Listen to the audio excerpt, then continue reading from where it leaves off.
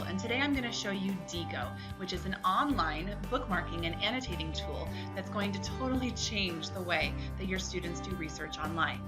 With Diigo, students can bookmark certain web pages, articles, or sources that are relevant to the topic that they are studying, and then right on the website they can highlight and they can add sticky notes or annotations to the text.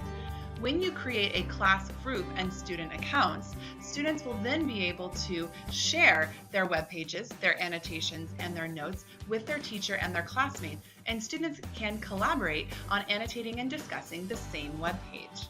Depending on the need of your class, students can keep their bookmarks completely private, where only you, the teacher, and the student are able to see them, or they can share with the entire group. This is an awesome tool for research, for collaboration, and discussion.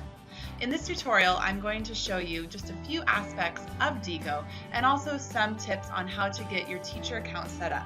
There will be an attached guide that will walk you step by step through how to get your teacher and student accounts set up appropriately.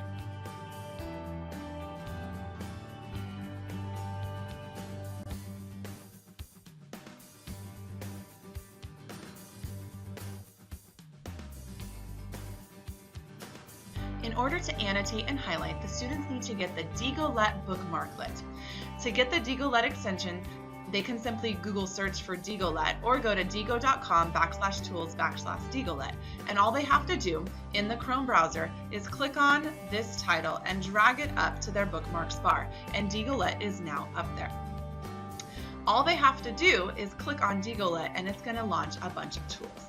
So let's go ahead and search for Civil War timeline, and I'm looking for websites to use for something in the classroom. I click on the first website, and let's say that this source is some information that I would like to save. When I click on the Diigolet toolbar, a whole menu of options comes up. First of all, you can highlight different pieces of text. If you hover over the highlight, you can choose different colors for the highlighting. Secondly, you can add more details about the bookmark. This is really important for class collaboration. You may want the students to add a little bit of a description of why this website was important, and you also may want to give them some tags. Now, as a teacher, you can generate a list of tags that they can choose from so you have some consistency, or you can simply have them come up with some tags themselves. This is just to help organize all the different bookmarks.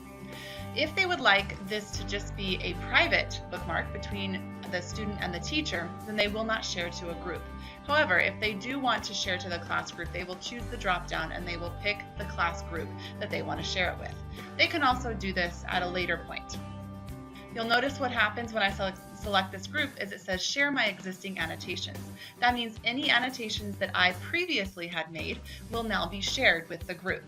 The next thing that you can do is add sticky notes. Sticky notes are a way to add comments and annotations.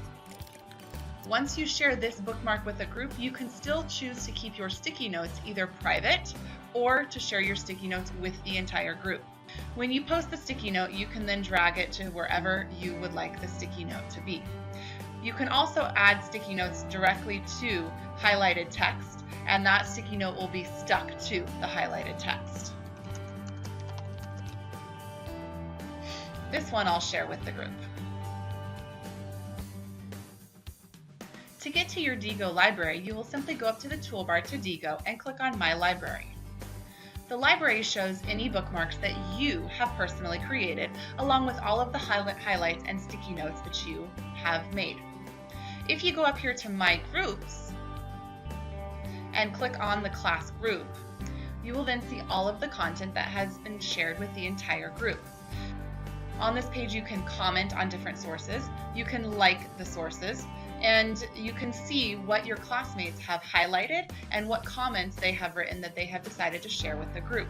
If there is a source on the group page that you would like to add to your library, all you have to do is click on More, and you can save it to your own library.